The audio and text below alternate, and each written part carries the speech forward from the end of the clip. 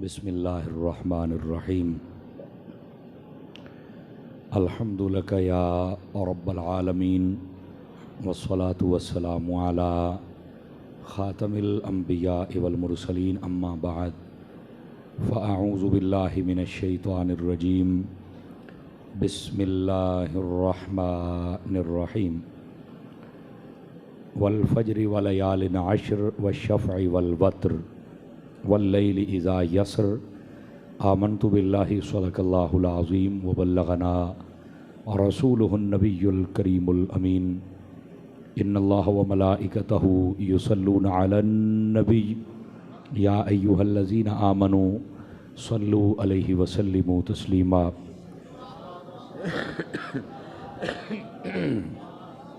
अस्सलातु वस्सलामु अलैका या सय्यिदी या रसूलल्लाह व अला आलिका व अस्हाबिका या सय्यिदी या हबीबल्लाह। हुज़ूर सरवर आलम नूर मुजस्सम रसूल मुकर्रम सल्लल्लाहु अलैहि व आलिहि व अस्हाबिहि व बारक वसल्लम। आपका फरमाने अक़दस है, जो बंदा मेरी ज़ात पर जितना ज़्यादा दुरूद पाक पढ़ेगा, कल बरोज़ क़यामत वो बंदा उतना ज़्यादा मेरे नज़दीक होगा। इस वास्ते कसरत, मोहब्बत और शौक़ के साथ दुरूद पाक पढ़ा करें। अल्लाह ताला हम सब को अमल की तौफ़ीक अता फ़रमाए। जुमातुल मुबारक अदा करने की नीयत से हम सब मस्जिद में हाज़िर हैं। मेरी दुआ है खालिक़ कायनात इस मुबारक दिन का सदका हम सब की हाज़िरियाँ अपनी बारगाहे अक़दस में कबूल व मंजूर फ़रमाए। तफ़सीरुल कुरान का हमारा सिलसिला जारी व सारी है और आज सूरतुल फ़ज्र इसका इब्तिदाई हिस्सा जो मैंने तिलावत किया है वो आपके सामने इसकी तशरीह व तफ़सीर अर्ज़ करने की कोशिश करूँगा। और इसके साथ साथ जो मौजूदा हालात बिलखुसूस इंडिया के अंदर नबी पाक सल्लल्लाहु अलैहि वसल्लम की शान में गुस्ताखी की गई, उस हवाले से भी मैं कुछ ज़रूरी गुजारिशात आपकी खिदमत में अर्ज़ करूँगा। अल्लाह रब्बुल इज़्ज़त की बारगाह में दुआ है, खल्लाक़ आलम मेरी ज़ुबान पर कलिमतुल हक़ जारी फ़रमाए, हम सब को याद रख कर अमल करने की तौफ़ीक अता फ़रमाए। अल्लाह रब्बुल इज़्ज़त ने इस सूरह पाक के अंदर इरशाद फरमाया वल फ़ज्र, फरमाया कसम है हमें फ़ज्र की, वलयालिन अश्र और फरमाया 10 रातों की हमें कसम है।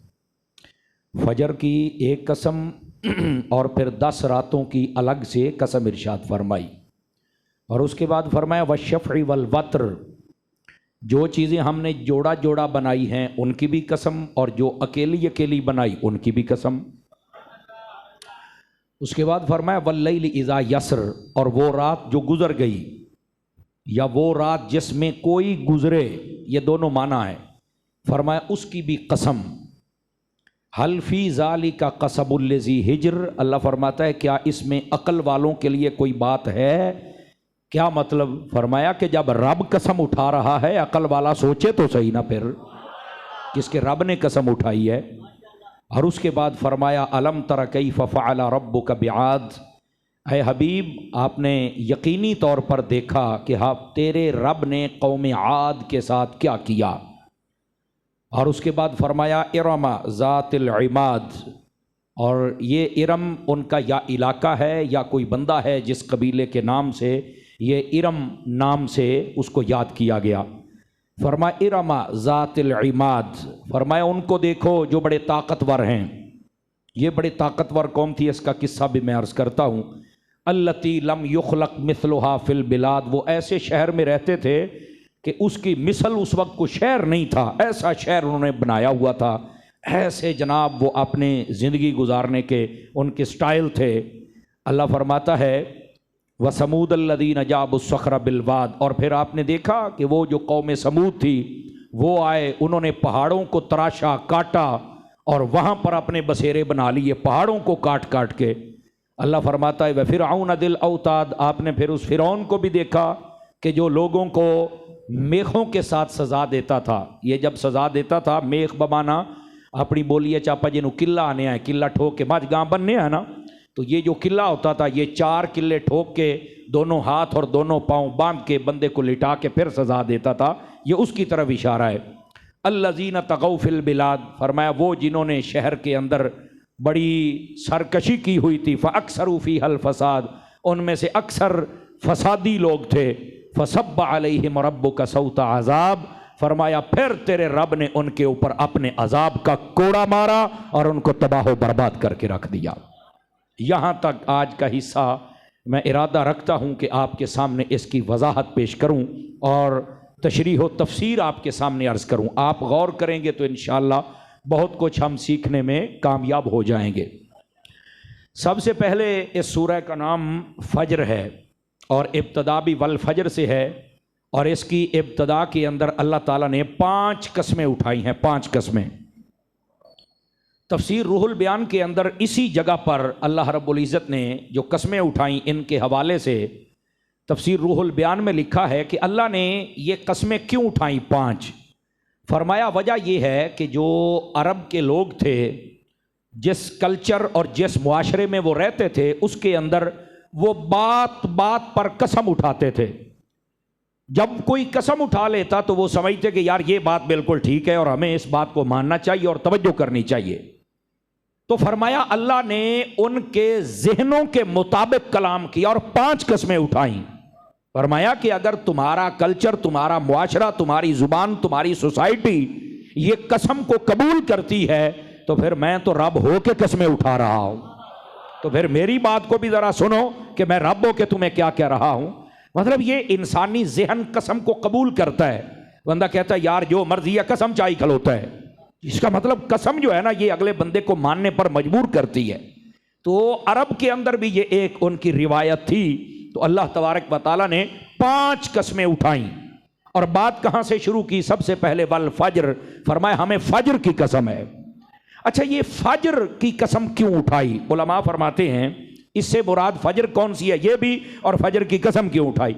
फरमाया या तो इससे मुराद हर रोज जब फज्र होती है और दिन निकलता है और फज्र का वक्त होता है, ये उसकी कसम है। अगर ये वो वक्त और वो फज्र रोजाना की फज्र हो तो इस रोजाना की फज्र की कसम क्यों उठाई? तो तमाम उलमा ने लिखा है इसलिए कि ये जब रात जाती है और फज्र से दिन तुलू होता है तो ये इंसान हूं या जानवर हूं या परिंदे हूं, वो सभी अपने कामों पर, अपने रिज्क पर, अपने मुआमलात पर निकल जाते हैं। तो अल्लाह रब्बुल इज़्ज़त ने इसकी कसम इसलिए उठाई कि उस रब को पहचानो कि जिसने रात को खत्म करके फजर के जरिए से तुम्हारे लिए दिन को भेजा है और तुम अब अपने रिज्क की तलाश करोगे। जिस रब ने तुम्हारे लिए ये सबब पैदा किया है वो रब इस फजर को पैदा करने वाला रब है। आवाज कमजोरों वाली है आप हजरात की। तो ये फजर की कसम इसलिए उठाई कि इंसान के लिए अंधेरा खत्म हो जाता है और रोशनी आ जाती है। इसके लिए रिस्क तलाश करने का एक बहुत अच्छा जरिया दिन की सूरत में आता है। तो अल्लाह ने इस तरफ इंसानी जहन को माइल फरमाया कि तू इंसान तवज्जो कर, जब रात आई थी अगर रात ही रहती तो तू क्या करता, लेकिन तेरे ऊपर हमने फजर के जरिए से रोशनी को भेजा है। अब तू अपने सारे काम भी कर रहा है, तालीम भी हासिल कर रहा है, रिस्क भी तलाश कर रहा है, और सिर्फ तुम ही नहीं सारे जानवर भी ये दिन की रोशनी के अंदर अपने मुआमलात सीधे करते हैं। तो फरमाया जिसने ये दिन दिया है वो रब इस फजर का मालिक है। समझ आई? एक इसका ये मतलब है। इसका एक दूसरा मतलब भी है, वो भी समात फरमा ले। फजर की कसम उठाई इसलिए कि रात चली गई, अंधेरा चला गया, रोशनी आ गई, हमारे लिए रिस्क तलाश करने का एक जरिया आ गया। एक ये दूसरी वजह क्या थी कि ये जो वक्त फजर होता है ना, इसकी कसम इसलिए उठाई है कि ये वो वक्त होता है कि जिसके अंदर अमूमी तौर पर दुआ ज्यादा कबूल होती है। आवाज फिर मट्ठी है, सिर हिला के गुजारा कर दे रहा सो यार, समझ आ रही? अच्छा, फजर की भी 2 किस्में होती हैं उलमा की जुबान में, एक फजर काजिब है, एक फजर सादिक है। समझ आ रही है? ये जो फजर काजिब होती है इसके साथ हमारे आमाल मुताल्लिक नहीं है, और जो फजर सादिक है जिन्हों आपा ने पाओ फुट जाती है ते हुण बई ओ उठियो नूर पीर दा वेला ही। तवज्जो नहीं फरमा रहे आप हजरात? ए जड़ा नूर पीर दा वेला ही ना, ये गल पई होंदी है। ये जब वेला शुरू होता है तो ये अच्छा टाइम होता है, इसमें रोजा हमारा रखने का ऐलान होता है, भैया अजान हो गई है, रोजा बंद हो गया, चलो भाई बस और फिर आते ने नूर पीर दा वेला ही, तो इस नूर पीर दे वेले नमाज पढ़, तिलावत कर, तेरा सारा दिन चंगा टप जासी। ऐसे ही होता है जनाब। लेकिन मैं यहां एक अफसोस की बात करके फिर आगे निकलूंगा। ये जितने सफेद दाढ़ियों वाले बुजुर्ग बैठे हैं ना, ए बाबे बुजुर्ग, कई बाबे ने, प्यो ने, कई दादे ने, कई नाने ने, जब इनका वक्त था ना तो ये तहज्जुद के वक्त उठते थे, अपनी औलाद को दोतरियां पोतरियां सारियां उठाते सन, उठो पुत्र, ओए सोना टाइम शुरू हो गया, उठो रब दी इबादत करो। ये इनका टाइम था। लेकिन आजकल जिस मुआशरे में मैं और आप रह रहे हैं, इस मुआशरे में क्या होता है, सारी रात बच्चा कंप्यूटर देखता है, गेमें खेलता है, फिल्में ड्रामे देखता है, मोबाइल नेट चलता पे, बिस्तरे दे विचे पे आते हो लगा पे, हर शय वेदा पे है। और जब सुबह का वक्त होता है तो माँ उठती है और अपने बेटे को कहती है, पुत्र सौ जा, तू सवेरे स्कूल भी जाना, जल्दी कर, सौ जा, जाना हो गई ने, तू अजे जागदा पे है, नहीं तो मैं तेरे हुण अब्बे नू चल के दसनिया। हालांकि अब उठने का टाइम था और माँ सुला रही है।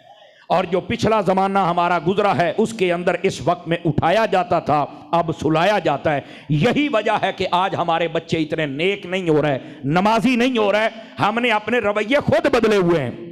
और जब माओं के रवैये बच्चों के हक में ठीक थे तो बच्चे भी फिर बाबा फरीद बन के पैदा होते थे। ये एक मां का रवैया ही तो था कि जिसने ये कहा, बेटा नमाज पढ़ा कर। बाप छोटे थे, अम्मा जी नमाज पढ़ूंगा तो मैनू केशा मिलेगी? फरमाया तेनू शक्कर मिलेगी। उस वक्त टाफियां तो थी नहीं, चॉकलेट तो थी नहीं, आइसक्रीम तो थी नहीं है, तो उस वक्त तो शक्कर और गोड़ी होता था। तो फरमाया अगर तू नमाज पढ़ेगा तो तुझे शक्कर मिलेगी। कमाल वाली बात है। उस मां ने कैसा तरीका अपनाया कि उस फरीद को फरीदुद्दीन वल हक वल मिल्लत बना के रख दिया। तो आज माँ बाप को चाहिए कि ये अपने रवैये को बदलें, अपनी औलाद की तरबियत सही मानों में करें। रात ईशा पढ़ के जल्दी सो जाएं, सुबह फजर में जल्दी उठ खड़े हों। तो ये दूसरा माना है इस फजर का कि इस फजर से मुराद क्या है। फरमाए इस फजर से मुराद वो अच्छा वक्त जिसमें दुआएं ज्यादा कबूल होती हैं और अच्छा वक्त होता है। उस वक्त की कसम उठाई कि इंसान समझे कि ये वक्त बड़ा अजीम है, इसमें उठकर मैंने अपने रब की इबादत भी करनी है, अपने रब से दुआ भी मांगनी है। ये इसका दूसरा मतलब है। अब तीसरा मतलब भी समात फरमाइए। इस फजर का तीसरा मतलब उलमा ने बयान किया कि इस फजर से मुराद ये मुहर्रम शरीफ की जो पहली तारीख होती है ना, उसकी फजर मुराद है। तो कहा उसकी फजर क्यों मुराद है? कहते हैं इसलिए कि वो इस्लामी साल की इब्तदा है, इस्लामी साल की इब्तदा है। तो फरमाया कि इब्तदा अच्छी करनी चाहिए। उस दिन इंसान को चाहिए रोजा रखे, नेक अमाल करे, सदका खैरात करे, नमाज की पाबंदी करे, तिलावत करे। क्यों? अब ये तो हमें मालूम है, लेकिन हम बसा औकात समझते नहीं। हम जब जितने बैठे हैं, आप में से कोई बंदा भी दुकान खोले ना, तो सुबह के वक्त आप पहले गा के कहते हैं यार वूणी करनी है तो मेरे नाल मत्था ना लावें। आपने तवज्जो नहीं फरमाई मेरे जुमले पर। आपकी भी ख्वाहिश होती है कि कोई बंदे दा पुत्तर ही मेरे मत्थे लगे, तो जे कोई चवल किस्म का गाह कहा जाए तो तुसा दे यार साड़ी दिहाड़ है टप जानी है। तो इसका मतलब है ये जो इब्तदा होती है ना, वो वूणी, वो चंगी होनी चाहिए। तो फजर की कसम इसलिए उठाई कि ये मुहर्रम की फजर है, साल की इब्तदा है। मुसलमानों तुम भी अपने साल की वूणी अच्छी कर लो। ले हुण वूणी वाली गल ते चुप कर गए ना यार। दुकान वाली वूणी सानू चंगी लगती है ना, आए वूणी तो सानू चंगी कोई ना लगती होई। तो इस वास्ते इस फजर की कसम उठाई ताकि इंसान इस बात की तरफ रागिब व माइल और मुतवज्जे हो कि मेरा ये साल है, इस्लामी साल की इब्तदा होने वाली है, तो मुझे इस दिन की इब्तदा अच्छी करनी चाहिए ताकि मैं रोजा रखूं, नमाज पढ़ूं, सदका करूं, खैरात करूं, सारा दिन अच्छा गुजरे, ताकि मेरा सारा साल अच्छा गुजरता चला जाए। अब बात समझ आ गई आप हज़रात को? तो इस फजर से मुराद ये तीसरा माना था जो मैंने आपकी खिदमत में बयान किया। अब आ जाइए इसका चौथा माना भी बयान कर दो। इस फजर से मुराद कौन सी फजर है? उलमा फरमाते इस फजर से मुराद हज वाले दिन की फजर है। सदके जामा बोलो चाहो मदीने मन्यो। हज का नाम सुनकर भी नहीं जाते यार। अब क्या हो गया आपको? दोस्तानी अजीज, ये जो हज की सुबह वाली फजर है ये भी बड़ी अजीम फजर है। चूंकि जिस दिन हज पढ़ा जाता है ना, और बिलखसूस आरफा के अंदर या मैदान आरफात के अंदर हाजी जमा होते हैं, फरमाया उस दिन जब हाजी वहां पर अपने रब की बारगाह में इल्तिजाएं करते हैं, तमन्नाएं करते हैं, तो अल्लाह तबारक व तआला इनको गुनाहों से ऐसे सुथरा करता है जैसे ये आज अपनी मां के पेट से पैदा हुआ है। अल्लाह इनको सुथरा फरमा देता है। समझ आ रही है? कोई नहीं आ रही है? तो फरमाया ये वो फजर है ताकि लोग तवज्जो करें और हज पर जाएं और वहां पर मैदान अराफात में फजर पढ़ें। समझ आ रही है? बहुण पहलू हज ऊंज कोई ना कर दे, अखे ओ बच्चे जवान इनानू पर नहीं सा है तो मोड़ हज ते वैसा है। पहले ये बहाना होता था हमारे पास कि बच्चे जवान हैं भी इनकी शादी करेंगे तो फिर जाएंगे, ते हुण नवा बहाना आ गया, हज महंगाई बहु, नवा बहाना महंगाई बहु है। ओ मेरा महंगा जितना भी महंगाई, सदके जावा तेरी चौप तो है, ओ मेरा महंगा है जितना भी महंगाई, मुड़ फर्ज है तो करना ते बहुत सी। समझ आ रही है आप हजरात को? तो हमें हज करना चाहिए भाई, जिस जिस पर हज फर्ज है। आप दुआ फरमाएं अल्लाह मेरे लिए भी सबब पैदा फरमा दे। बात तो चलाई हुई है मैंने पहले भी 2 मरतबा कागजात जमा कराए थे, मेरे निकले नहीं थे, नहीं तो मैं हुण तो कर लेना सी अल्लाह दे फजल दे नाल। ये इसलिए बता रहा हूं कि पता नहीं किने आमीन कह छड़नी है तो मेरा काम हो जाना है।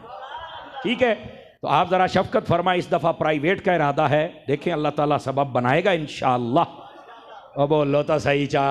अच्छा मौलवी अपनी कई गाल दसे तो कई बह जाते हो पानी दे विच। मौलवी आखे मैं साइकिल स्कूटर लै ली, गड्डी लै ली, तुसा मुंह दरवेज वेस की दू लै ली। ओ खुदा दा बंदा तुसा खुश क्यों नहीं होंदे यार? खुश हो के सुभान अल्लाह को मेरी दुआ है अल्लाह तुहानू सारे नु आई चला जाए। कमाल वाली बात है यार, ढिले पै जाते हो मौलवियां ते आके। मौलवियां ते आके ढिले ना पाया करो, त्रकड़े होया करो। ओ गुस्से तो नहीं होए? हाँ, तो इस वास्ते ये बताना जरूरी, अल्लाह की नेमत का जिक्र करना चाहिए, कोई मसला ही नहीं है। तो मैं जो बात आपकी खिदमत में कह रहा हूं, ये जो फजर की कसम उठाई ये उस फजर की है जो वहां पर मैदान आराफात के अंदर फजर निकलती है, जिसके अंदर हाजियों की बख्शिश कामिल होती है। तो फरमाया उस फजर की कसम है ताकि लोग मुतवज्जे हों और वहां चल के फजर पढ़ें। और इधर देखिए, और अगर मुतलकन नमाज फजर की कसम हो तो फिर भी बात किसी से कम नहीं है।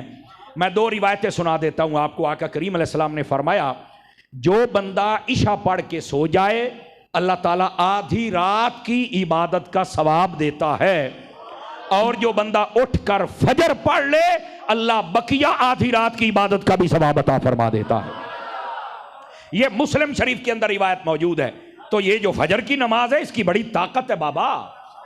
और दूसरी रिवायत नबी पाक सल्लल्लाहु अलैहि वसल्लम आपने फरमाया जो बंदा फजर पढ़ के अपने घर से निकलता है वो रहमान का झंडा अपने हाथ में लेके निकलता है।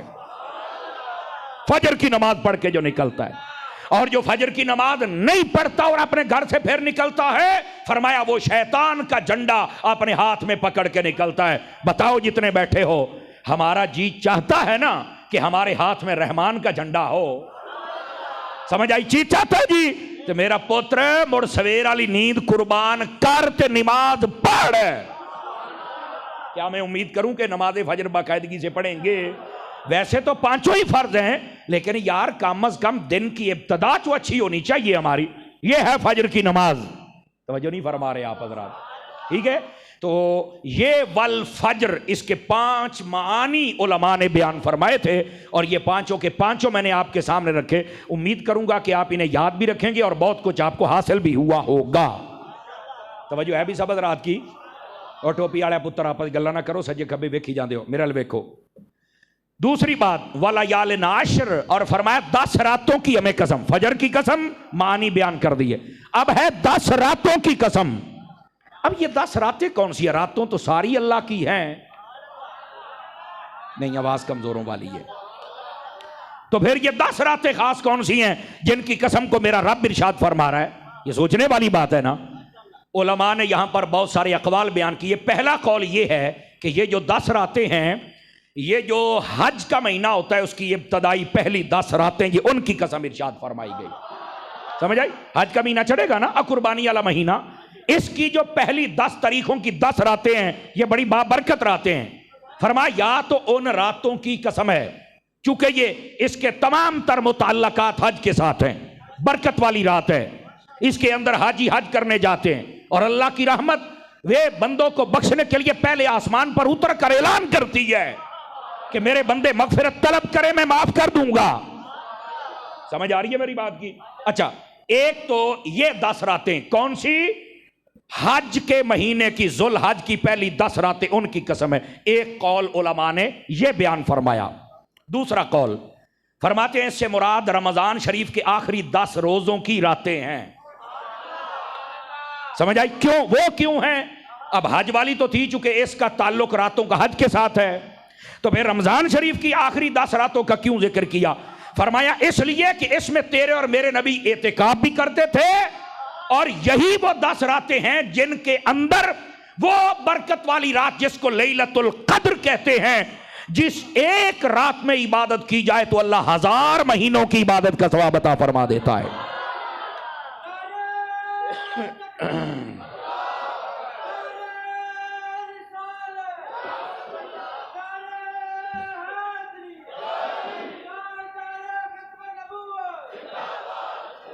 तवज्जो है सब हज़रात की? तो ये पहला माना हज वाली महीने की पहली 10 रातें, क्योंकि ताल्लुक हज के साथ है। दूसरा माना कि ये रमजान शरीफ की आखिरी 10 रातें। तवज्जो नहीं फर्म? वैसे ये जो चिल्लर है ना, इसकी ठंडी हवा होती तो बहुत अच्छी है, लेकिन कई बंदे यहां सो भी जाते हैं आके। सोया ना करें, मैं बड़ा लंबा सफर करके आता हूं आपके लिए। समझ आ रही है? कम अज कम यार हमारे लिए आप थोड़ा सा जागे तो सही। और मैं अपनी बात नहीं करूंगा, कुरान की बात करेंगे, हदीस की बात करेंगे आपके सामने। और ये कुरान का फैजान है, इसको आप हासिल करें। कुरान के कितने मफाहिम वाजे हैं और ज्यादा हैं कि बंदे का दिल खुश हो जाता है। अब ये जो 10 रातें हैं, 2 मानी मैं आपको बता चुका कि क्या मतलब है। और तीसरा माना फरमाया इससे मुराद मुहर्रम शरीफ की महीने की पहली 10 रातें हैं। ये तीसरा कौल है। क्यों? इस्लामी महीने की इब्तदा है, और जब ये 10 दिन खत्म होते हैं तो 10वां दिन वो है जिसको आशूरा कहा जाता है। ठीक है? ये 3 कौल उलमा ने इब्तदाअन यहां बयान फरमाए कि 10 रातों की जो कसम उठाई, तो 10 रातें कौन सी हैं? या हज की हैं, या मुहर्रम की हैं, या रमजान की हैं। याद रहेगा ये बात? अब आ जाइए अगली बात। जो अगली बात है ये आपको ना थोड़ा सा मजीद खुश कर देगी, क्योंकि ऐसी बातें सुन के हम खुश होते हैं। फरमाया हजरत इमाम बाक़िली रहमतुल्लाह ताला अलैह, वो फरमाते हैं ये जो 10 रातें हैं जिनकी कसम उठाई वो ये हैं। कौन कौन सी? फरमाया 6 दिन वो जिसमें अल्लाह ने जमीन और आसमान को पैदा फरमाया है। आपको पता है ये जो जमीन और आसमान है ये कितने दिनों में पैदा हुआ है? 6 दिनों में। तवज्जो नहीं फरमाई आप हज़रात? ओ मेरे भाई, ये कुरान मजीद में है। समझ आइए? फी सित्तत अय्याम, अल्लाह फरमाता है जमीन और आसमान मैंने दोनों को 6 दिनों में पैदा किया। लेकिन सुनना यहां पर उलमाए तफसीर ने एक सवाल उठाया कि अल्लाह ताला कुन फरमाए फायकुन, इधर से वो चीज हो जाती है, तो जब कुन कहने से सब कुछ हो जाता है तो जमीनों आसमान बनाने में 6 दिन क्यों लगा दिए? कोई एडा टाइम लगना सी? बात समझ आ रही है ना? अब इसका जवाब सुनिए। फरमाया इसका जवाब यह है, अल्लाह ने कुन फरमाया, जमीन भी बन गई, आसमान भी बन गया ऐसे ही गया था। और ये आसमान भी साथ है, जमीन भी साथ है, ये भी साथ याद रख लें। बन कुन से गया था, लेकिन जो फरिश्तों की जिम्मेदारियां थी वो, और इस जमीन के अंदर जितने नबातात, जितने चश्मे, जितने दरिया, जितने समंदर, जितने बादल, जितने सूरज, जितने चांद, जितने तारे, जितने कुछ थे, वो जिम्मेदारियां अल्लाह ने 6 दिनों के अंदर तकसीम फरमाई थी।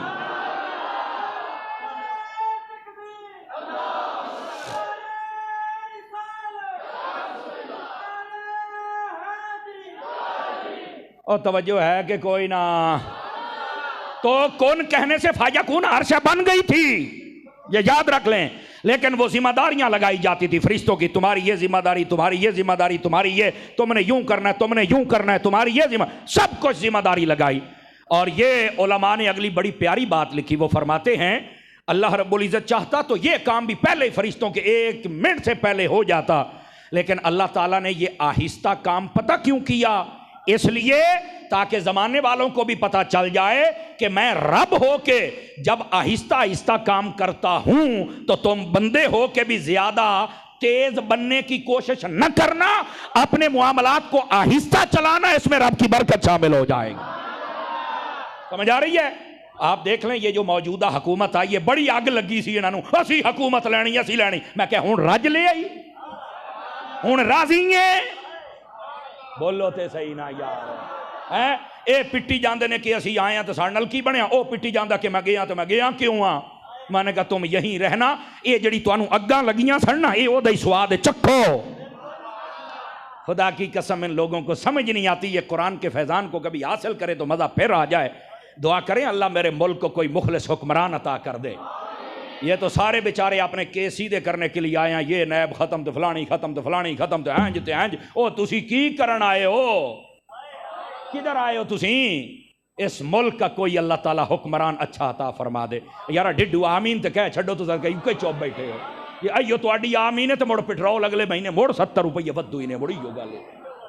तो आखे बंदो तुम क्या करते हो यार, और ये अब तुम्हारे ऊपर तलवार लटकती रहेगी, ये भूल जाना तुम। बस अल्लाह ताला ना, मैं अक्सर ये दुआ करता हूँ अल्लाह ताला गरीबों की गैब से मदद फरमा दे। बाकी तो खाते ही रहेंगे, लेकिन ये गरीब बेचारा दवाई और रोटी से बेचारा परेशान है। यकीन करें सफ़ेद पोश बंदा बहुत परेशान है।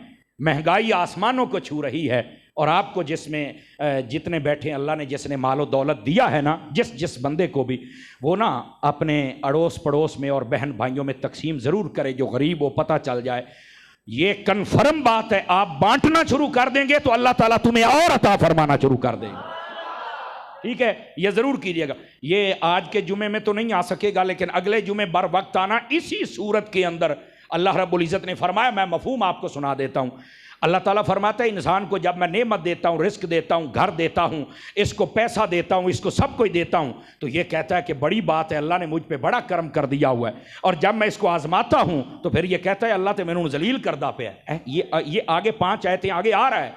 अल्लाह फरमाता है मैंने जलील तुम्हें नहीं किया, जलील तुम अपने करतूतों से हो रहे हो। और वो करतूत क्या है? अल्लाह फरमाता है तुम यतीमों से मोहब्बत नहीं करते, यतीमों का माल खाते हो, मस्कीनों को तुम रोटी नहीं खाते। मिस्कीनों को रोटी खिलाओ, यतीमों से प्यार करो, अपनी दुनियावी माल से मोहब्बत करना छोड़ दो। ये 3 काम तुम कर लो, मेरी रहमत तुम्हारे ऊपर साया करके खड़ी हो जाए।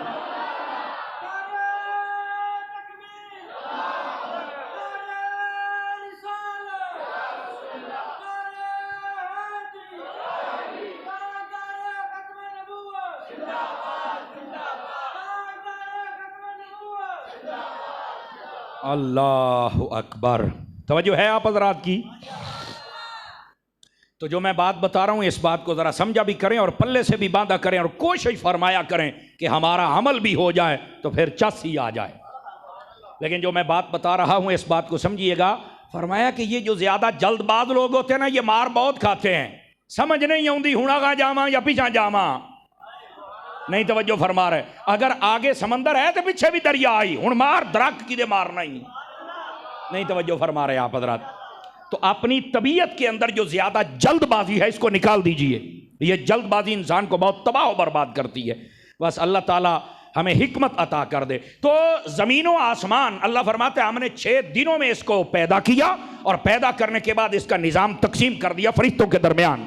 अब तवज्जो है आप सब हज़रात की? उसकी हिकमत क्या थी वो भी मैंने वाज़े कर दी। अब ये 6 रातें तो ये हैं जिनकी कसम उठाई, जिनमें ज़मीन व आसमान और सारे निज़ाम को तरतीब दिया गया। तो फिर बाकी 4 रातें कौन सी हैं? नहीं भाई थोड़ी सलाह नहीं भाई, जुम्मा ना पढ़ ली है। बाकी 4 रातें कौन सी हैं? फरमाते उनमें से एक रात यानी 6 रातें, ये 7वीं रात वो है जिसमें अल्लाह ने हज़रत आदम अलैहिस्सलाम को पैदा फरमाया था। समझ आ रही? कितनी रातें हो गई यहाँ? तो 8वीं में सुनो। फरमा 8वीं रात वो है जिसमें अल्लाह ने अपने हबीब को मेराज करवाई है। बट्ठे हो गए हो। 9वीं रात वो है जिसमें अल्लाह ने हजरत मूसा अलैहिस्सलाम से कलाम फरमाया था। और फरमाया 10वीं रात जिसकी कसम उठाई वो होगी जिस रात सूरज डूबेगा और फिर मगरिब से निकलेगा, सुबह क़यामत हो जाएगी। वो क़यामत वाली रात है जिसकी रब ने यहां कसम इरशाद फरमाई है। तो ये टोटल कितनी रातें हो गई? बोलो। 10 रातां जे हैं। वाला यालिन आशर, फरमाया हमने 10 रातों की कसम उठाई। तो ये थी 10 रातें। इसमें 4 अक़वाल थे और मैंने चारों के चारों आपके सामने बयान कर दिए। अब आगे चलिए। अल्लाह फरमाता है वश्शफ़ई वल वत्र, फरमाया जो चीजें हमने जोड़ा जोड़ा बनाई हैं उनकी भी कसम, जो अकेली अकेली बनाई उनकी भी कसम। समझ आए? अच्छा, ये मुख्तलिफ चीजों में होते हैं, मुख्तलिफ चीजों में जोड़े भी होते हैं, अकेले भी होते हैं। इधर देखिए, हमारे हाथ दो हैं, पांव भी दो हैं, आंखें भी दो हैं, होंठ भी दो हैं, जुबान एक है। अल्लाह फरमाते जड़ियां तेरियां दो शैवां ने ओदी भी कसम, जड़ी एक शायद ओदी भी कसम। तवज्जो नहीं फरमाई आपने? जोड़ियां दी भी कसम ते सिंगल दी भी कसम नहीं तवज्जो फरमा रहे आप हजरात। चलो अगर नहीं समझ आई तो मैं थोड़ा सा बात और खोल देता हूं। ये बहुत सारी चीजों में होता है। देखो, 7 जमीनें, 7 आसमान और 7 जमीनें अल्लाह ने बनाई, और ये ताक है, ताक अदद, जुफ्त होता है जोड़ा जोड़ा, ताक होता है जो जोड़ा ना बन पाए, ठीक है। लेकिन जब जन्नत की बारी आई तो जन्नत के 8 दरवाजे बना दिए। समझ आ रही है मेरी बात की? अच्छा, इसी तरह आप देखें, सफा मरवा ये 2 हैं, खाना काबा 1 है। फरमाया वो जोड़ा है तो उसकी भी कसम, ये 1 है तो इसकी भी कसम। अब तवज्जो है? आप समझ रहा? यानी जो चीजें आपको नजर आए आप गिनते चले जाएं, उसके अंदर जो जोड़े हूं उनकी भी कसम और जो अकेली हूं उनकी भी कसम मेरे रब ने इरशाद फरमा दी है। हाँ, इस वास्ते हजरत आदम अलैहिस्सलाम की कसम, क्यों कि वो ताक थे, अकेले पैदा हुए, लेकिन जब अम्मा हव्वा आ गई जोड़ा बन गया, फरमाया आदम दी भी कसम ते हव्वा सने आदम दी फिर कसम। ये उलमाए तफसीर ने सारे मानी बयान किए हैं जो मैं आपके सामने खोल रहा हूं। यानी जितनी चीजें जोड़े जोड़े के साथ हैं, फरमा उसकी भी कसम, और जो चीजें अलग अलग सिंगल सिंगल हैं या ताक अदद में हैं, जोड़े नहीं बन सकते, उनकी भी कसम। ये मेरे रब ने इरशाद फरमाई। अच्छा, उसके बाद आगे क्या फरमाया? वल्लैल इज़ा यसर, फरमाया वो रात जो गुजर जाए। इसके 2 मानी उलमा ने बयान फरमाए। एक है रात गुजर जाए, क्या कहा? रात गुजर जाए, रात आई गुजर जाए। ये रात का गुजर जाना ये भी रब की कुदरत पर दलील है। इतने गुप अंधेरे के बाद वो फिर सूरज को ले आता है।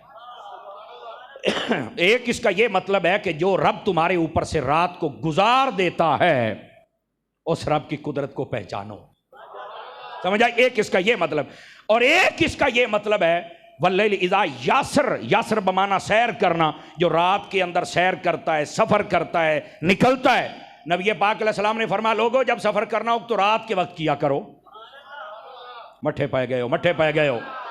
सफर करना हो तो रात के वक्त। पूछा गया क्यों? फरमाया अल्लाह ताला जमीन को समेट देता है और तुम्हारा सफर जल्दी तय हो जाता है। और मेरा ये रोजाना का तजर्बा है। मैं जब भी बयान करने के लिए निकलता हूं, मुझे या जोहर के बाद या असर के बाद निकलना पड़ता है। रात 10 बजे साइया दे बूहे ते पढ़ना ते तकरीर करके जो 12 या 1 बजे निकलना तो 2.5 घंटे घर। हाँ, कई मरतबा ऐसा हुआ है, बल्कि मैं खुद कहता हूं भाई हूं जान दो, हूं अपने, मतलब ये नहीं है कि और रात घट गया और नहीं हो भाई। मेरे नबी ने फरमा दिया जमीन सिमट जाती है, जब कह दिया तो हो गया। लेकिन हाँ, यहां यह भी याद रहे, रात में अकेले सफर करने से मना किया गया है। बैठे हो, रात में अकेले सफर करने से मना किया। फरमाया तेरा कोई साहिब, तेरा कोई रफीक, तेरा कोई दोस्त, तेरा कोई मुसाहिब ये होना चाहिए। क्या मतलब? ओ फरमा नाल बंदा होना चाहिए। हमारे इलाके में भी एक बोली बोली जाती है, हेक हेक ते 2 यारां। कहते हो कि नहीं कहते हो? इसका क्या मतलब है? एक एक होता 2 यारां होंदे ने। हाँ, तो इस वास्ते रात में सफर अकेला करने से मना फरमाया गया है। तो रात के अंदर सफर कर, रात गुजर जाए, रात अपना सफर कर ले। यह भी कमाल की बात है कि रब की कुदरत है, रात में हम सफर करें। तो इसमें भी रब की कुदरत हमारे लिए है कि जमीन को समेट दिया जाता है और सफर आसानी से हो जाता है। लेकिन अकेले नहीं, साथ में कोई होना चाहिए। ठीक है, तो फिर आदमी को सफर करना चाहिए। और यह भी बुजुर्गों ने कहा है, ये बुजुर्गों ने कहा है, फरमा रात का जब सफर होना तो तुम्हें कोई कहे यार उतू दी तेन बड़ा पै जाना था, विचू दी इथों ही हो जा, तो फरमाया राह छड़ के कुरा आते ना पवे। नहीं तवज्जो फरमाई आप हजरात ने। ये आपकी बोली में मैं तर्जमा इसलिए करता हूं ताकि आपको समझ आए। राह छड़ के कुरा आते नहीं हो पवना। समझ आई है? जेड़ा वेखे उसे ते जा भावे बड़ा पै जावे। ओ बोलो तो सही हो मेरी मानता है। तो ये भी बुजुर्गों की हिकमत होती है। बस औकात राह ते विछड़ा होंदा है ते पर विचू साईं डाक लेंदे ना, आ जाओ भाई जहान तले आओ। इस बेहतर ही बंदा उतू वाला ही आवे है। जहनी तौर पर भी बंदा मुतमईन होता है और विचले राह बंदा भूल जावे, ओ यार आ जाना है तू अगले मोड़ तू भूल गया, अभी तू इस राह चढ़ाया क्यों है? जो उसने देखा उसी पे भेजो और कोशिश करो बड़ी सड़क पे सफर करने का, छोटी सड़क पे सफर ना किया करें। समझ आ रही है आप रात को? वल्लैल इज़ा यसर, फरमाया जो रात को सैर करे। हल फी ज़ालिका कसमुल्लज़ी हिज्र, अल्लाह फरमाता है बताओ ये जितनी मैंने कसमें उठाई हैं ओ अकल वालो, इसमें तुम्हारे लिए भी कुछ है। ये अकल वालों से कलाम हो रहा है। हिज्र बमाना अकल यहां आया है।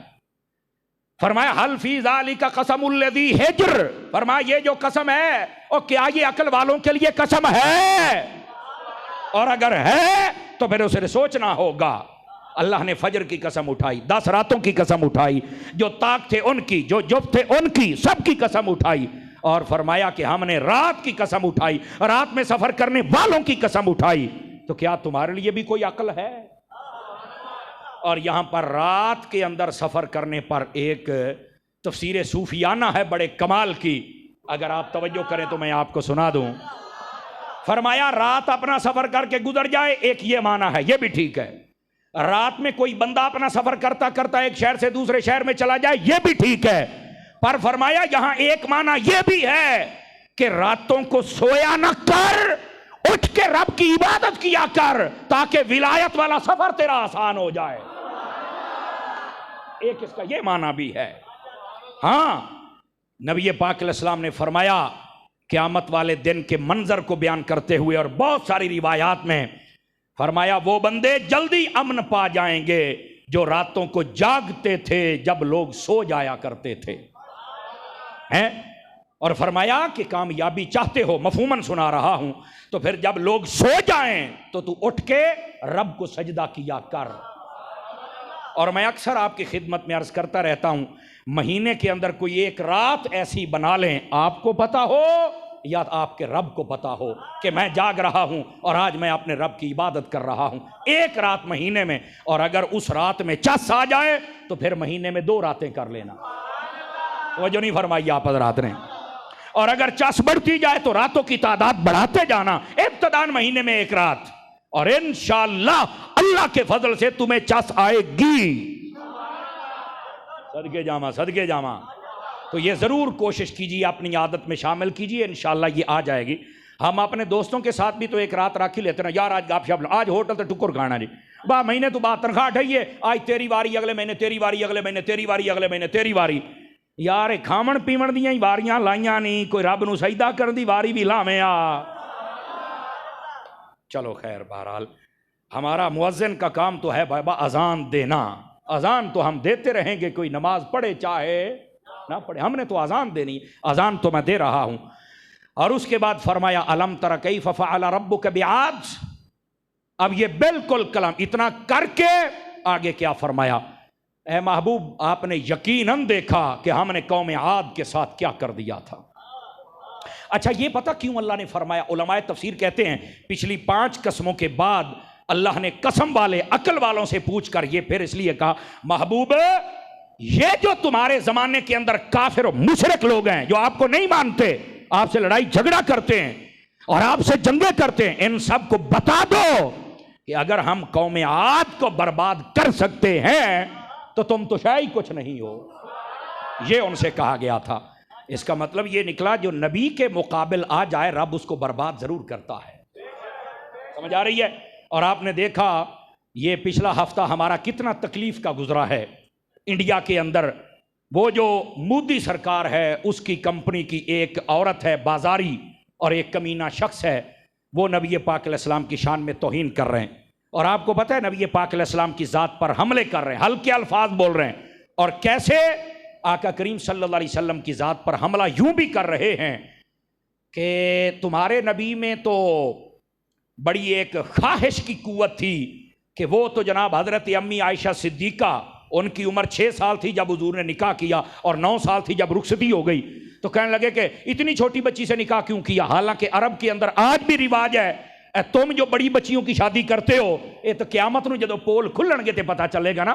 नबी पाक ने अपनी धी हज़रत सैयदा खातून जन्नत की शादी 15 साल की उम्र दे विच कर छड्डी सी। आफियत ही इसमें है।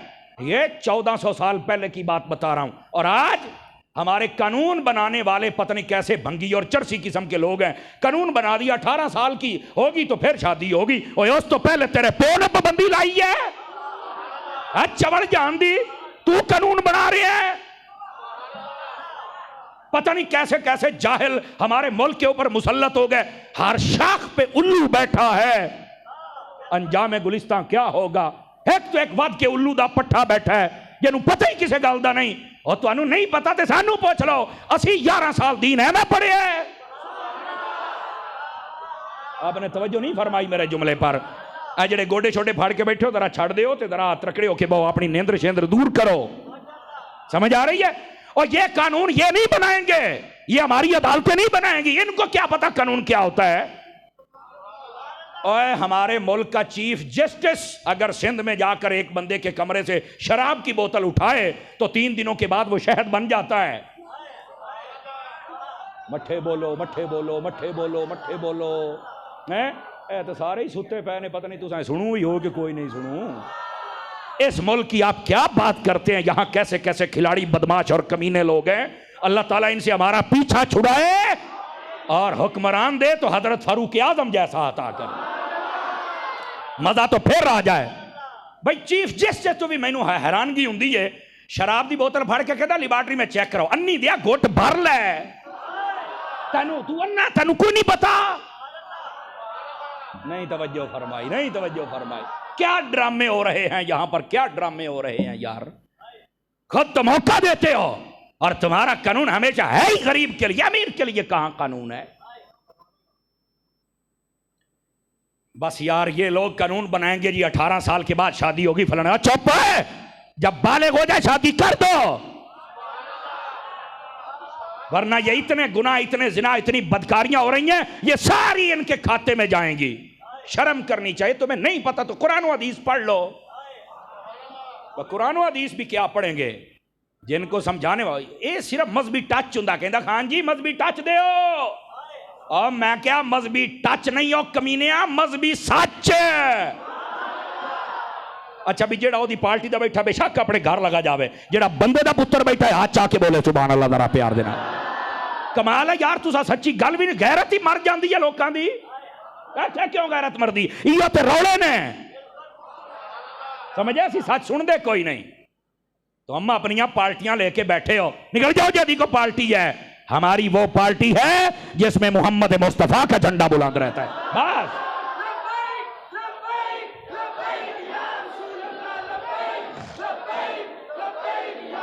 जब ये मैं बातें करता हूं मुझे सारी रिपोर्ट है। भूल जाओ कि मैनू पता नहीं। मैनू चंगी तरह पता है केड़े डेडे पीड़ हुंदी है, केनू तकलीफ हुंदी है, केड़ा चौका खलो के बक बक करदा, मैनू सारा पता है। लेकिन मेरा बच्चा ये जब तक जबान है ये हक बोलेगी, काट दो तो अलग मसला है, नहीं तो तुहानू रक्षा में तुन के। कौन सी बात हुई? हक बोलेंगे हम। सारे बोलो, सारे बोलो, सारे प्यार के साथ।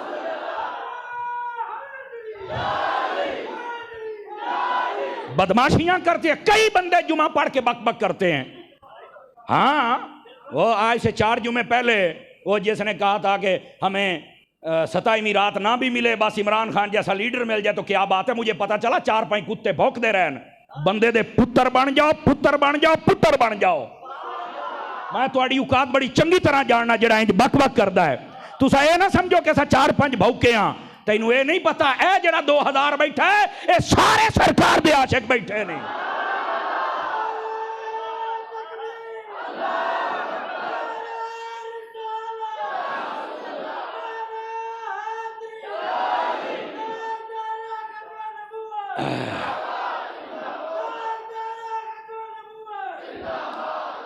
अपनी औकात से बाहर निकलने की किसी को भी इजाजत नहीं है। नमाजें भी पीछे पढ़ते हो, बक बक भी करते हो। कौन है ये यजीद की नस्ल में से? हम कल भी हुसैनी थे, हम आज भी हुसैनी हैं।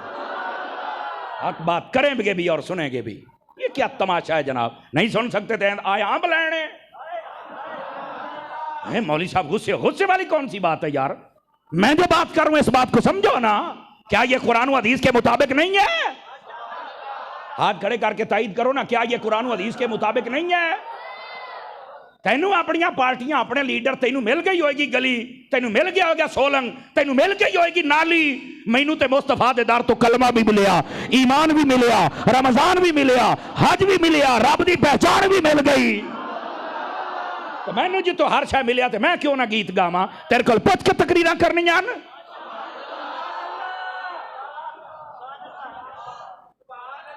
इस वास्ते ये फुदकना बंद करो। हम जानते हैं ये दो चार बंदे हैं, मैं बड़ी चंगी तरह जानना, ठीक है? इस वास्ते अपनी औकात में रहो, ये बहुत बेहतर है। वरना ये जो दीन है, खुदा की कसम, ये सब पे गालिब है। ये याद रख लेना, तुम किसी भूल में हो, जितना मर्जी कोई दबा ले, जितना मर्जी। मैंने वो वक्त देखा हुआ इसी पाकिस्तान के अंदर, एक पाकिस्तान का सदर था जिसका नाम ममनून हुसैन था, नून लीग दे दौर दा सी। ये वही बंदा था जिसने मुमताज हुसैन कादरी की फाइल पर साइन किए थे कि इसको फांसी दे दो। जब वो मरा तो उसके जनाजे में सिर्फ 7 बंदे थे, 7। अगर आपने नहीं खबर पड़ी तो उठाओ, उसके मरने वाली तारीख की अखबारें ना हो तो मुझे पकड़ लेना, मीडिया ने बकायदा चलाया। लेकिन दूसरा था खादिम रिजवी, हालांकि मैं उसकी तंजीम में नहीं हूं, ना मेरे पास कोई ओहदा है, लेकिन जिसने हुजूर की इज्जत पे पहरा दिया, कोरोना होने के बावजूद 2 करोड़ बंदों ने जनाजा पढ़ा, लाहौर की जमीन कम पड़ गई, एक आशिक मुस्तफा का जनाजा फिर ज्यादा हो गया था।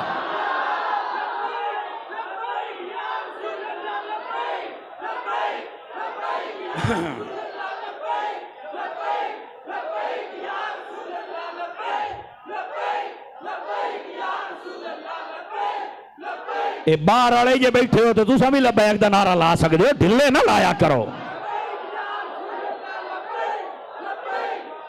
तवज्जो है भाई साहब हज़रात की? हैं? बता जीता कौन और हारा कौन? बता। ये है इन लोगों की औकात। हालांकि उसके पास इख्तियार था, अगर चाहता तो फाइल को रद्द कर सकता था। अभी ये फांसी देना को जरूरी है? शर्म नहीं आती है? सूर नहीं मारिया? बोलो ना यार।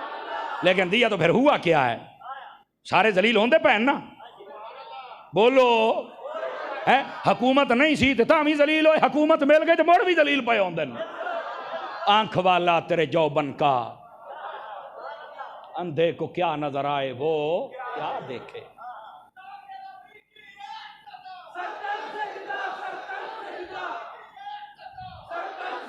और ये सुन लीजिए, और ये सुन लीजिए, ये इंडिया के अंदर जो हुजूर की गुस्ताखियां करने वाले लोग हैं ना, ये ऐसे ही नहीं पैदा हुए।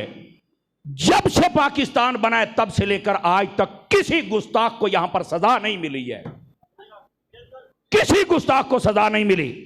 हालांकि बहुत सारे थाने के अंदर SHO होते हैं, वो जनाब मुतलका थाने के अफसर होते हैं, जो पूरी तहकीक को तफ्तीश करके बताते हैं कि ये मामला ऐसे है और इसका गुनाह है, ये गुस्ताख साबित हो गया है। लेकिन आगे चल के जनाब अली जज हजरात वो केस को बदल देते हैं। नहीं, हम भी दुरूद पाक पढ़ते हैं, हम भी आशिक रसूल हैं, हमने मामले की तहकीक की है, लिहाजा वो ऐसे नहीं, लिहाजा आसिया को छोड़ दिया जाए। मैं क्या जे बैन नूं छड्डिया ते हुण राजी हो गया? अगर तुमने फांसी दी होती तो आज पता चल जाता कि यहां पर वही रह सकता है जो मोहम्मद मुस्तफा की इज्जत करेगा। दूसरे बंदे की कोई यहां जगह नहीं है और कोई काफिर दम ना मार सकता। ये तो ऊपर चल के सारे मसले बदल देते हैं, फिर कहते हैं कि हमारे फैसले मानो, तेरा फैसला ना चलेगा, चलेगा तो मेरे रब के कुरान का फैसला चलेगा। बदल लो केस, बदल लो सारे मामलात, कागजी कार्रवाई तो बदल जाएगी। बता ये कार्रवाई कैसे बदलेगा? ये जो फरिश्ते लिख रहे हैं, ये कार्रवाई तो कभी नहीं बदल सकता है। समझ आई? और अब भी अगर वो इंडिया के काफिरों ने नबी पाक की और आपकी ज़ौजा की तौहीन की है तो किधर है मुस्लिम हुक्मरान? 57 मुल्क है, भंग पी के सुत्ते पे हो।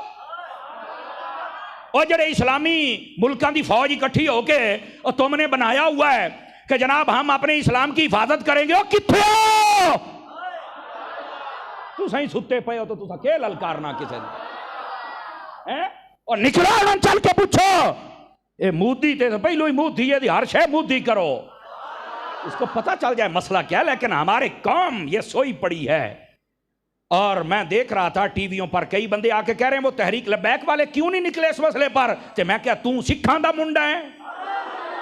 और दस होए तू काफरां दा मुंडा है और तू कलमा नहीं पढ़िया, तहरीक वाले नहीं निकले। मैं कह निकलणगे और तेनू दसणगे इंज निकलीदा है। कुछ खुदा का खौफ करो, ये हमारे ईमान का हिस्सा है, ये सिर्फ तहरीक का हिस्सा नहीं है। कमाल वाली बात है यार, इनको पता ही नहीं है कि हम मुसलमान हैं। और वहां पर वो मौजूदा पार्लियामेंट के रुकन हैं जिन्होंने ये तौहीन की है, और हमारे पार्लियामेंट के रुकन सिर्फ लाड़ी रहे हैं। एक कहता है उनको एस्टैब्लिशमेंट ले आई, दुआ कहता सानू एस्टैब्लिशमेंट कर दे, पर एस्टैब्लिशमेंट की बला होंदी मेरी समझ तू गल बाहर है। ये है केशा जिहड़ा इन्हां दा टोच लाई रखदे ने, बा इत्थे ही लड़ी जांदे ने। तुहानू हजूर दी इज्जत दा मसला ही कोई नहीं। हुजूर दी इज्जत ते खड़े हो जाओ, अल्लाह तुहानू खुद ब खुद इज्जत अता फरमा देगा। और फिर अगर आप चाहते हैं कि इंडिया को सबक सिखाया जाए, सऊदी अरब तेल देता है ना तो बंद कर दे, कतर कुवैत तेल देता है ना तो बंद कर दे, वैदा तेल बंद कर दे, हर शय बंद हो जाएगी। और आप जितने लोग बैठे हैं मादरत के साथ अपने घर में बताओ, जितने इंडिया के ड्रामे और फिल्में देखते हैं, पहली तो बात है ये गंद देखते हो, उनके चैनल देखते हो, आज के बाद बंद कर दो। उनकी बनी हुई चीजें जितनी मसनूआत का बाइकाट कर दो। क्यों नहीं करते हो बताओ? करना चाहिए कि नहीं करना चाहिए? अगर कर देंगे एक हफ्ते के अंदर चीखें निकल जाएंगी, लेकिन करे कौन है? जब हुजूर की इज्जत की बात आए तो उस वक्त अगले दिन सामा बंद कर दे, तुसी तो शहमा दी गल कर दे पे हो। समझ आ रही है मेरी बात की? गिरामी कदर हजरात, तो ये हुक्मरानों को समझाना, पर वो हुक्मरान कैसे समझाएंगे? ये दुबई वाले ये बेचारे कैसे समझाएंगे? इन्होंने तो पिछले से पिछले साल, आपको याद होगा, अगर किसी को ये बात नहीं पता तो सुन ले, अगर पता है तो मेरी तायीद करे। ये तो मोदी को वहां बुलाकर बुतखाने बना के इफ्तिताह कर रहे थे। बताओ किया कि नहीं किया? बताओ। कईयों को पता ही को नहीं, चुप करके बैठे। अच्छा हैं जो है, मैं कहा तो तुम्हारी मालूमात दा हाल है। उन्होंने बाकायदा मोदी को बुलाया, वहां पर बुतखाना बुलाया, बाकायदा तौर पर ये दुबई, कतर और बाकी पता नहीं किस किस अरब मुल्क के अंदर वहां पर बुतखाने बनाए गए, बुत रखे गए, तो वहां पर आके उन पर मूर्तियां चढ़ाई जाती हैं। तो क्या आप उन पर तवक्को कर सकते हैं कि ये मोदी से बात करेंगे? मोदी से बात करेगा कोई हुसैन का खादिम करेगा। ये कहां मोदी से बात करेंगे? ये तो अपने मफादात के चक्करों में है, जबकि सरकारी तौर पर जवाब देना चाहिए। लेकिन अब ये बंदा हमारा वजीर आजम ये क्या जवाब देगा? एदा वड्डा भरात आप साड़ियां गलदा सी हैं, मुल्तान दे विचों जनाब चौंसे अंबां दीयां पेटियां गलदा सी मूदियां नूं। ये हुण की ओनू आखेगा हैं छोड़े हैं, न ये क्या करेंगे? और ये तो खुद उसी थैले के चट्टे बट्टे हैं। यहां अगर जवाब देगा तो को हजरत फारूक आजम जैसा जवाब देगा। और ये याद रख ले मेरी बात, मैं इंडिया वाले जितने भी ये काफिर लोग हैं उनसे, हालांकि इंडिया अगर सही पूछें तो जितने वहां वलियों के मज़ारात हैं ना, हमारे से वो चीज़ दूर नहीं है। रूहानी तौर पर, जिस्मानी तौर पर ज़रूर दूर है। मेरे अजमेर का बादशाह भी तो वही है ना, मेरा बरेली का बाबा भी तो वही है ना, मेरा साबिर कलियर पिया भी तो वही है ना। हाँ, बड़े बड़े लोग हैं। सरहंद का बादशाह वही है। ओ बैठे हो, तो ये चीज़ें हमसे दूर नहीं है। रूहानी तौर पर, जिस्मानी तौर पर बज़ाहिर दूरियां आ जाती हैं, लेकिन कोई ऐसी बात नहीं। जिस्मानी तौर पर दूरी भी हो भी सही तो रूहानी तौर पर ख़त्म हो जाती है। हज़रत अब ऐसे करनी जिस्मानी तौर पर बहुत दूर थे, पर रूहानी तौर पर मेरे नबी के पास ही रहा करते थे। समझ आ रही है? ये चीज़ें हमारे लिए दूर नहीं है। इस वास्ते इंडिया के ये जो शर करने वाले काफिर हैं वो गौर से सुन लें। और ये है हिंदू, और हिंदू पीता है गाय का पेशाब। हिंदू क्या पीता है? ये गां दा पेशाब पींदा जे, गां दा पेशाब। ये गां दी मां जे हैं, कहता है गाओ माता। आपने जुमला गाओ, गां नू मां आदे ने, तो मैं कहा डग्गा तो तेरा प्यो होया। बोले दे नहीं यार, मेरी कौम सह गई, मैं हूं तुहानू किवें समझावां यार। शनाख्ती कार्ड ते मोड़ प्यो दी जगह ते डग्गे दा नाम लिख। बैठे हो, कमाल वाली बात है यार। इन लोगों को समझना चाहिए ये मसाइल। और सुनिए, मैंने कहा गाय का पेशाब पीने वालों सुन लो, तुम जमजम पीने वालों का मुकाबला कभी नहीं कर सकते हो। ये पहली बात है। और दूसरी बात भी सुन लो, अगले जुमले पर तुम्हें करंट लगना चाहिए। मैंने कहा ओ गां दा पेशाब पीने वाले हो, तुहानू की पता है कि इन्ना तो इना कल कौसर दा ताज जे दे सिर ते होवे उस मुहम्मद दी शान क्या होंदी है? क्या पता है? तो हम तो गाय का पेशाब पीते हो, तुम्हें क्या पता हौज़े कौसर के मालिक की शान क्या है?